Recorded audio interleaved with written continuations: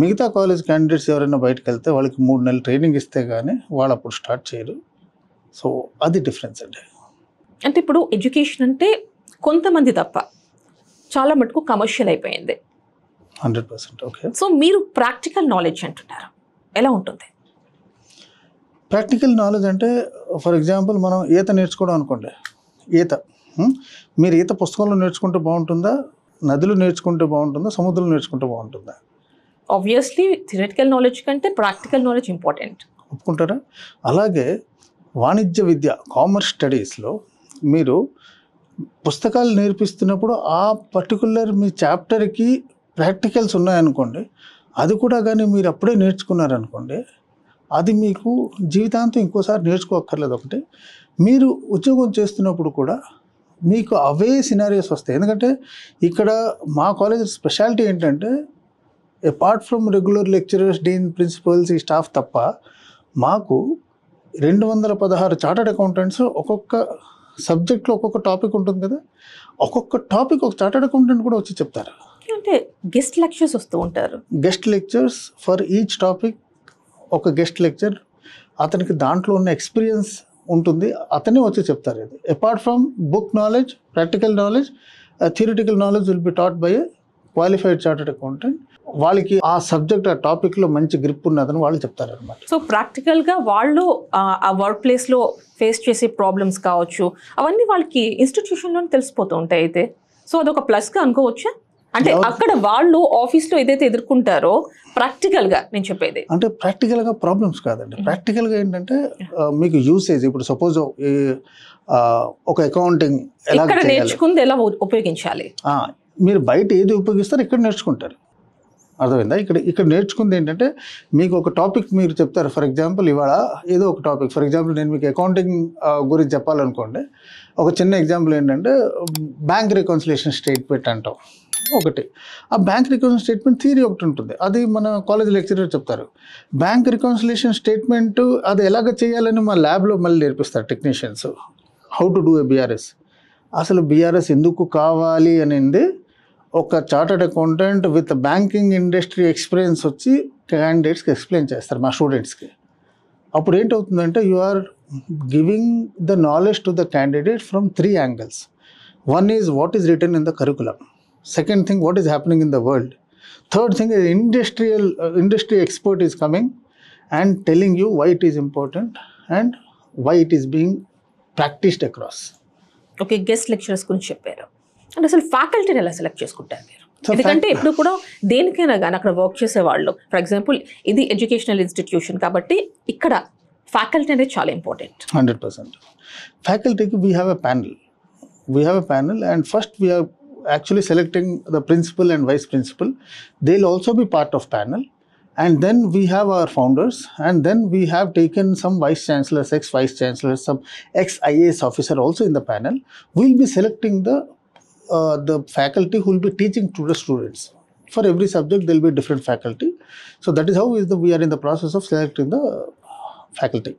మీ దగ్గర జాయిన్ అయిన స్టూడెంట్స్కి, అంటే జాయిన్ అయ్యే స్టూడెంట్స్కి, ఎందుకంటే నెక్స్ట్ మంత్ కదా స్టార్ట్ అవుతుంది, రైట్ అండి? మే జూన్ అవుతుందండి అడ్మిషన్స్. అంటే క్లాసెస్ స్టార్ట్ అయింది June, admission will start somewhere in next month.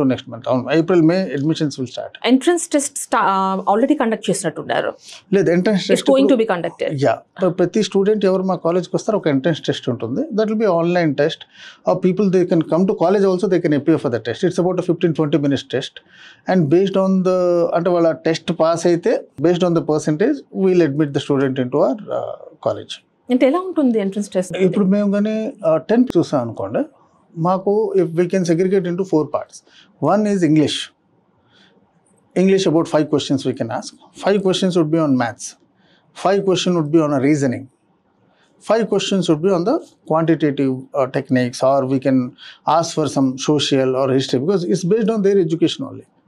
So whatever they have studied till 10th, we are going to ask questions in the interview. For graduation students, we'll have the option of accounting or maths.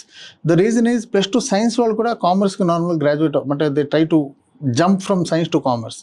So I cannot ask everybody. మేము అంతమందికి accounting అని అడగలేపుతాం, ఎందుకంటే వాళ్ళు +2లో science చదివి ఉంటారు. So అప్పుడు option ఇస్తాం. సో ఇలాగ మేము ప్లాన్ చేసాం.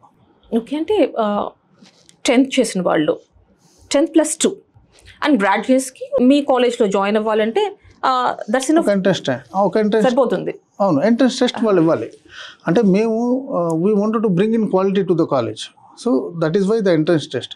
గ్రాడ్యుయేషన్ జాయిన్ అయిన వాళ్ళకి ఒక ఎంట్రన్స్ టెస్ట్ ఉంటుంది, 10th తర్వాత జాయిన్ అయిన వాళ్ళకి ఒక ఎంట్రన్స్ టెస్ట్ ఉంటుంది. సో మీరు అన్నట్టుగా 10th తర్వాత జాయిన్ అయ్యే వాళ్ళకి ఒక రకమైన ఇంట్రెస్ట్ టెస్ట్, అవును. అంటే మీరు ఫోకస్ చేసే ఏరియాస్, అవును అవును ఆ తర్వాత వాళ్ళకి వేరుగా ఉంటుంది. అవును. సో మీరు మెన్షన్ చేస్తారా మీరు దీని మీద ప్రిపేర్ అవ్వాల్సి ఉంటుందని మీ కాలేజ్ని అప్రోచ్ అయినప్పుడు?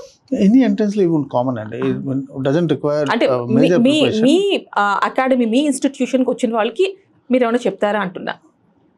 లేదు, ఇది చెప్పక్కర్లేదు. Every student common to all అనమాట. అంటే for example when I ask about maths question or reasoning or English basic questions, it not be very tough questions but basic questions. Because మాకేంటంటే సో వాళ్ళు ఏదైతే pass అయ్యి వచ్చారో దాని నుంచి ఉంటుంది, దాని మీదే ఉంటుంది అనమాట. దానికి స్పెసిఫిక్ గా పెర్ఫార్మెన్స్ మేము ముందర నుంచి ఇలా జాగ్రత్త అవసరం లేదనమాట. ఎందుకంటే వాళ్ళకి దాని మీద ప్రాధాన్యత ఆల్రెడీ ఉంటుంటుంది కాబట్టి వాటి నుంచి మీరు అడిగేది, వాటి నుంచి మేము అడుగుతాం. It's not be rocket science.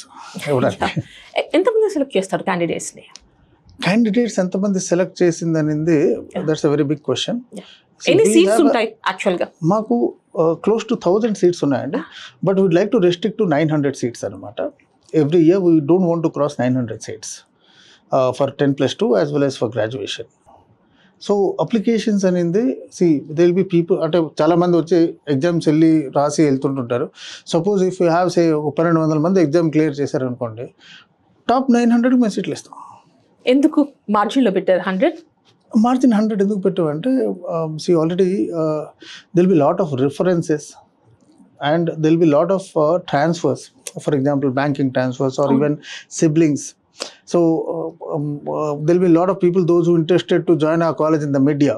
So we don't want to have that constraint అనమాట. అంటే middle of the academic year మధ్యలో వచ్చేసే వాళ్ళు చాలా మంది ఉంటారు.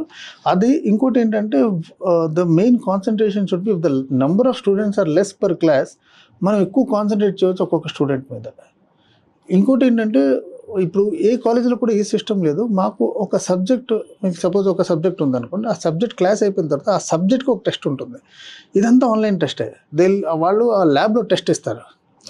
ఎవరు లీస్ట్ స్కోర్ చేస్తారు వాళ్ళకి మళ్ళీ చదువు చెప్తాం అదే. ఓకే.